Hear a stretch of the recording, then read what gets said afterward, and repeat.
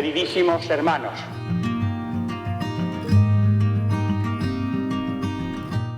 La misión de la Iglesia en el mundo, la misión de la Iglesia a través de este coloquio, de este diálogo, de esta cooperación, es ejercer su función misionera, es llevar a Cristo al mundo. Pero quizá esta respuesta, aunque esté ya suficientemente justificada por anticipado, necesita algún desarrollo a manera de recordatorio. Todos sabemos que el concilio, después de hablar de la Iglesia con la riqueza que hemos comentado en la gran constitución Lumen Gentium, dedicó otra constitución pastoral al tema de la Iglesia en el mundo de hoy, la Gaudium et Spes. Y durante el concilio había la impresión, difundida luego a través de los canales periodísticos, de que estos dos documentos constituían los dos núcleos de condensación, los dos grandes polos de toda la actividad conciliar. Incluso para esquematizar pedagógicamente la cosa, alguien, no sé si el cardenal Siner u otro, o el mismo cardenal Montini, cuando era arzobispo de Milán, propuso la famosa distinción entre Iglesia hacia adentro, la Iglesia en sí misma, de la que trataría la primera constitución, Lumen Gentium, e Iglesia hacia afuera, Iglesia hacia el mundo, de la que trataría la constitución Gaudium et Spes. Y luego, esta terminología, Iglesia hacia adentro, Iglesia hacia afuera, tuvo mucho éxito. Desgraciadamente, porque, como pasa con tantas cosas óptimas, se convirtió en vehículo de una de las mayores ambigüedades. Es decir, en muchos sectores de la Iglesia, sobre todo en muchos comentaristas, se llegó a producir una dicotomía, una separación entre la Iglesia como es en sí, que vendría a significar lo que le interesa a los creyentes, las cosas de curas, de la misa, las cosas de oración, de sacramentos, eso que pasa dentro de las iglesias, y la Iglesia en relación con el mundo, que vendría a significar lo que le interesa al mundo, que no le interesa eso, que en cambio le interesa que haya paz en el Vietnam, o que haya una mejor distribución de los bienes económicos, o que haya mayor justicia social, etcétera, etcétera. Intereses para el mundo, intereses para la Iglesia. Esta dicotomía tendía a estimar como función principal de la Iglesia en relación con el mundo, como servicio o aportación al mundo, misión principal, misión única interesante, sin negar otras, hay para todos los gustos. Pero en definitiva, tendía a estimar como función únicamente interesante la contribución de la Iglesia a los fines del orden temporal, la contribución de los valores morales y espirituales de la Iglesia para una mejor organización del mundo, o en definitiva, la eficacia política de la Iglesia. Y bajo esta tendencia subyacía otra, que es la tendencia a superar la distinción entre Iglesia y mundo. En realidad es lo más incómodo para el que no acepta el meollo religioso, la condición de misterio, el carácter específicamente religioso de la Iglesia. Y solamente la contempla como un espectáculo interesante de cultura humana, de eficacia social o moral humana, etc. Entonces todas estas fuerzas, unas religiosas pero obsesionadas por la primacía de los planes temporales inmediatos, obsesionadas por la dimensión política, otras no religiosas, agnósticas o ateas. Todas estas fuerzas que en el siglo XIX fueron difundidas por el liberalismo progresista de una parte y por el marxismo y corrientes afines de la otra, coincidiendo sustancialmente. Todas estas, naturalmente, sienten la incomodidad, el estorbo de la pretensión de la Iglesia de tener una misión peculiar, que se distinga de la aportación que pueden hacer todos los hombres a la tarea de organizar mejor el mundo temporal. En tanto, pedía la unificación de Iglesia-mundo, que la Iglesia renuncie a ser algo peculiar, que acepte ser una parcela del mundo, aunque sea una parcela muy digna, muy aristocrática, con muchos méritos históricos, etc. Pero nada singular, nada diferencial.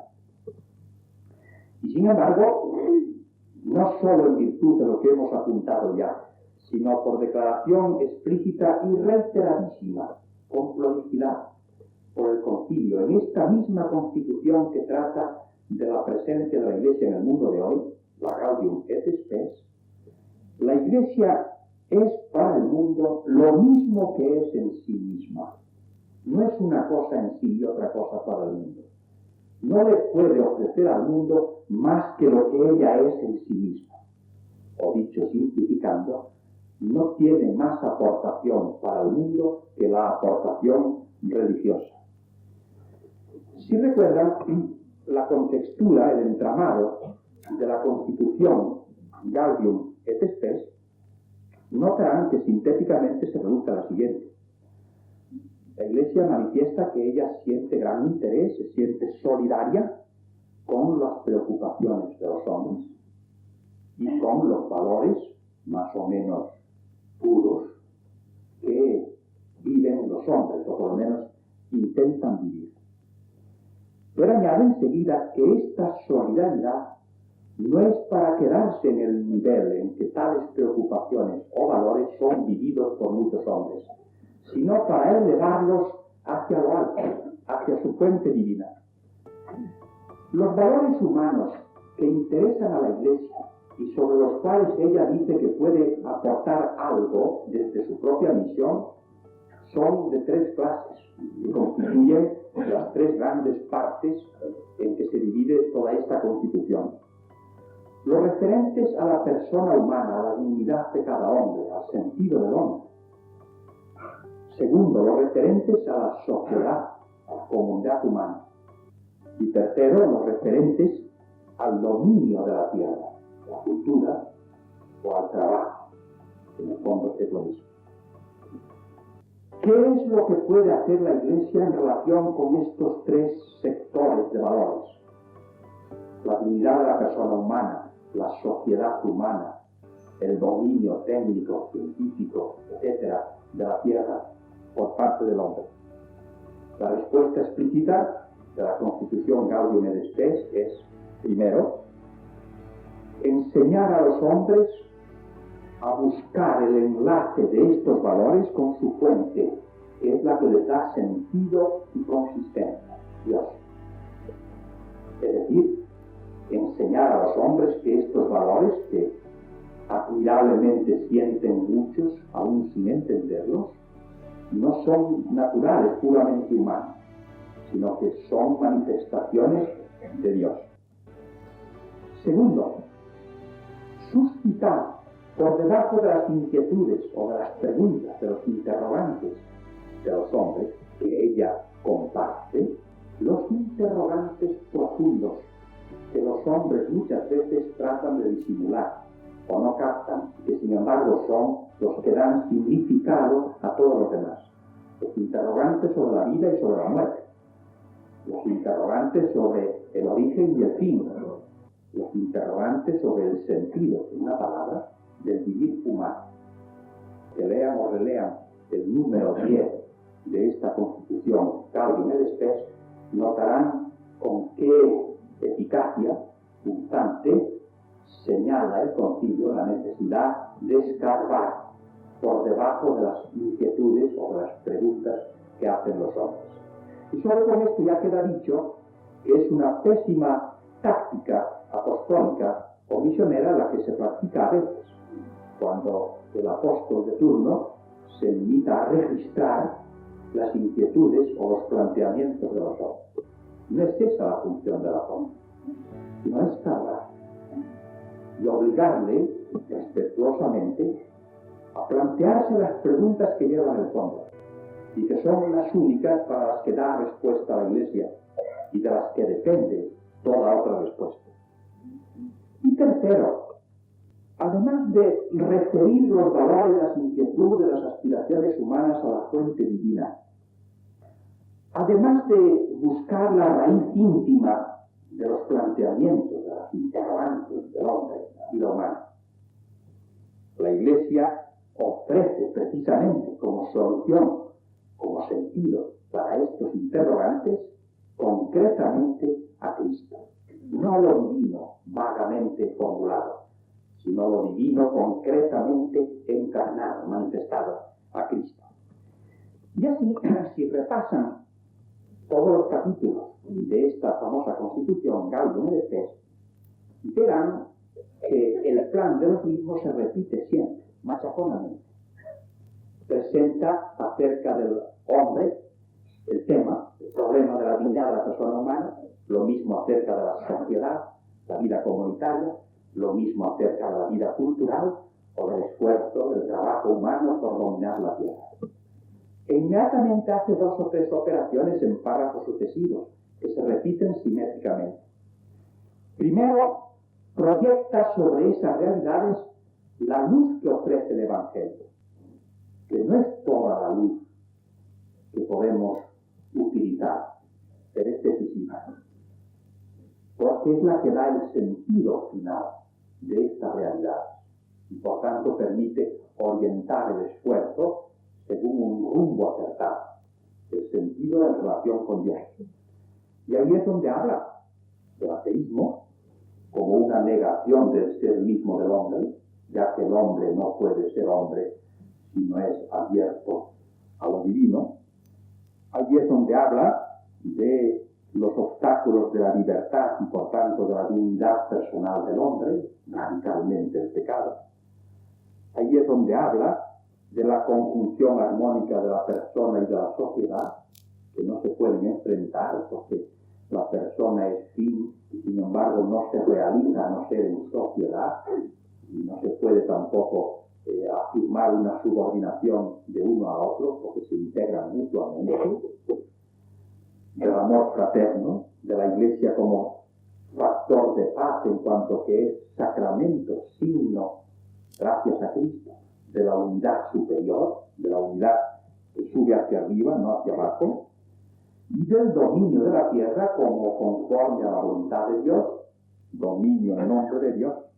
Ahí es donde excluye, cosa que quizá hacía falta para ciertas mentalidades populares, toda contraposición entre la obra de Dios y la obra del hombre, porque es Dios el que ha hecho inteligente al hombre, y por tanto el uso de la inteligencia y el uso de la habilidad técnica corporal es aplicación de la voluntad de Dios.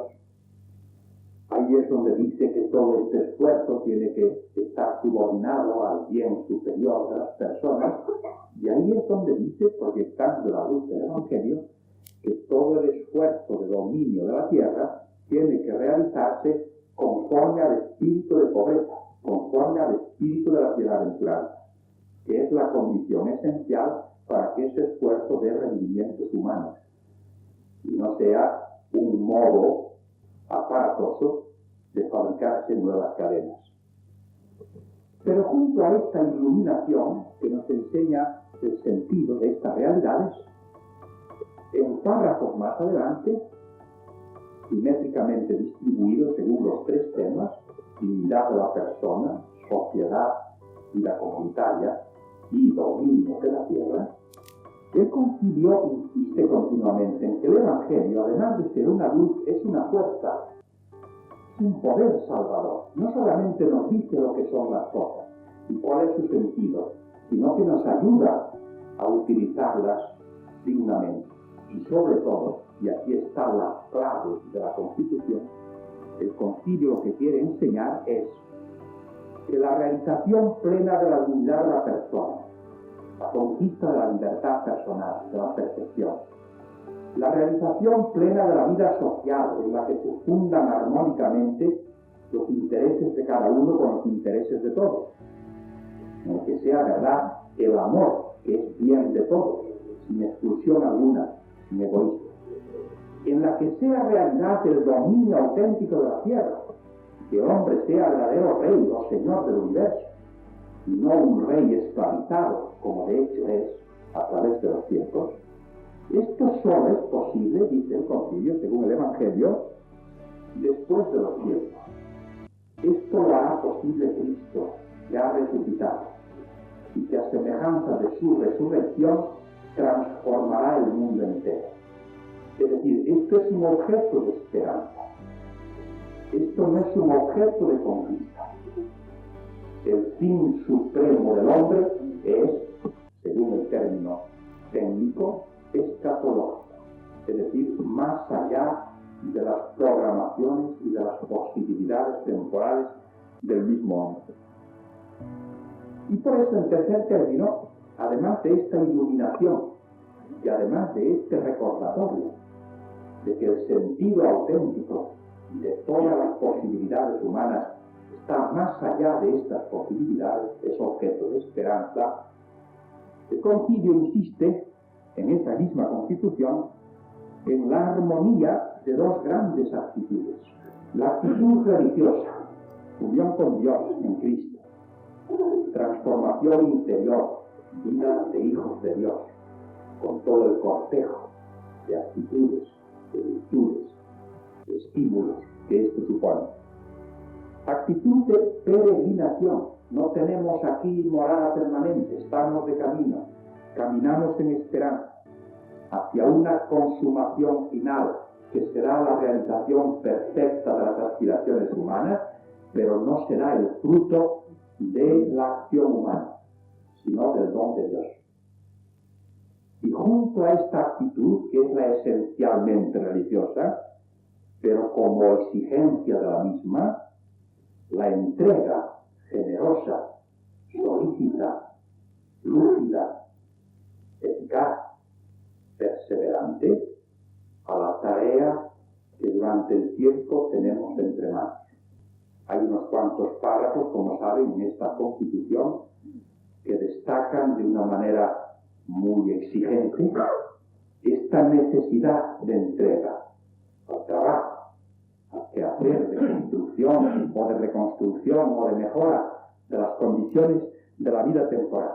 Con lo que el concilio trata de salir al paso, naturalmente, de una acusación muy banal, pero muy repetida incluso entre nosotros, la acusación marxista, según la cual toda actitud religiosa, toda actitud de esperanza, toda actitud de contemplación es alienante, en el sentido de que impide el desarrollo de las propias posibilidades y nos empuja a una actitud de espera pasiva e inoperante. No, todo lo que puede y debe hacerse, porque entre otras cosas es una necesidad, mientras vamos de camino, tiene que hacerlo no solo por necesidad, sino por motivo de fe, el cristiano, el creyente. Y es la fe un motivo de mayor exigencia, hasta el punto de que el que no cumple estas obligaciones suyas con los hermanos durante el camino, no cumple la voluntad de Dios y será condenado por ello. De ahí la necesidad de la unidad de vida, de la síntesis entre la actitud religiosa y el cumplimiento de nuestros deberes o la atención a nuestras necesidades y a las necesidades de los hermanos en el mundo, mientras vamos de camino. Ahora bien, con este diseño que hace el concilio, la Iglesia, en la Constitución Gaudium et Spes, se le indica a los hombres, a todos, a los creyentes, en nombre de su fe, y a los demás, apuntando hacia la fe como única clave explicativa de sus propios interrogantes y de sus propias aspiraciones, se les indica pues a todos los hombres cuál es el sentido de su vida, cuál es la orientación que deben dar a sus preocupaciones y a sus esfuerzos en esas tres dimensiones, la del cultivo de su persona, la del cultivo de la vida social y la del cultivo del señorío técnico, científico, etcétera, sobre la tierra. Pero queda sin responder una pregunta. Y en esta tarea que tienen que hacer los hombres, ¿cuál es la parte de la Iglesia como organización especial? No cuál es la parte de los miembros de la Iglesia, que son hombres, miembros de la humanidad, de la sociedad civil, sino de la Iglesia en cuanto tiene una autoridad peculiar y una misión específica. Porque la Iglesia evidentemente reconoce la autonomía del mundo o de la sociedad temporal.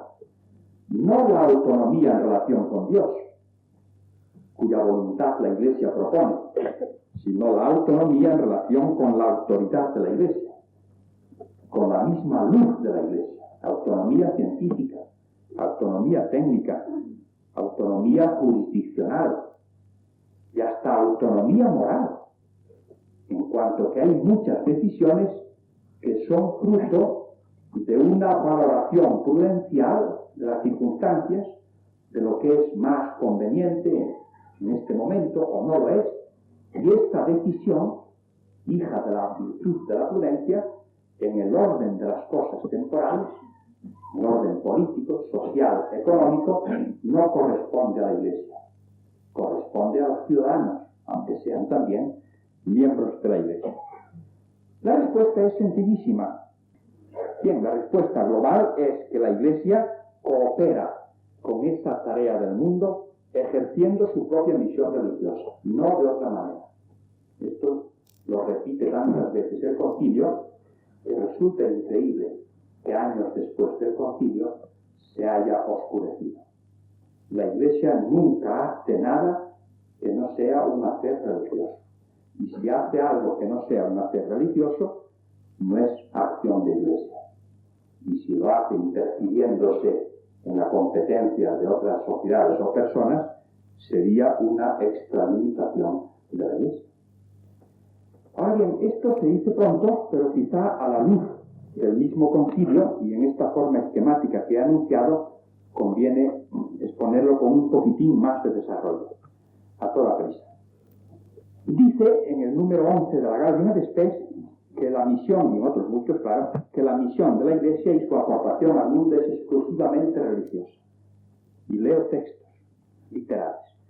La misión de la Iglesia es religiosa y por lo mismo plenamente humana. La fe todo lo ilumina con nueva luz y manifiesta el plan divino sobre la vocación integral del hombre, y por ello orienta la mente hacia soluciones plenamente humanas. La Iglesia, dice en otro lugar, al prestar ayuda al mundo y al recibir del mundo múltiple ayuda, solo pretende una cosa: el advenimiento del reino de Dios, la salvación de toda la humanidad.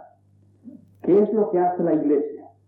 Manifestar y al mismo tiempo realizar el misterio del amor de Dios al hombre. La salvación, que es la finalidad de la Iglesia, esa salvación de que ahora se habla muchísimo con la otra cobertura de la liberación, dice expresamente el número 40 de la Gaudium et Spes, solo se alcanza de modo pleno en el siglo futuro, es decir, es objeto de esperanza. Porque la misión propia que Cristo confió a su Iglesia es de orden religioso, no político, ni económico, ni social. Sin embargo, la colaboración de la Iglesia, realizando su misión exclusivamente religiosa, tiene proyecciones evidentes, tiene derivaciones sobre esos tres campos antes apuntados: el del robustecimiento de la dignidad de la persona, el de la consolidación y recta orientación de la vida comunitaria y el del recto encauzamiento del dominio científico, técnico de la tierra, por medio de la cultura y del trabajo. Has escuchado Fuego en la Noche,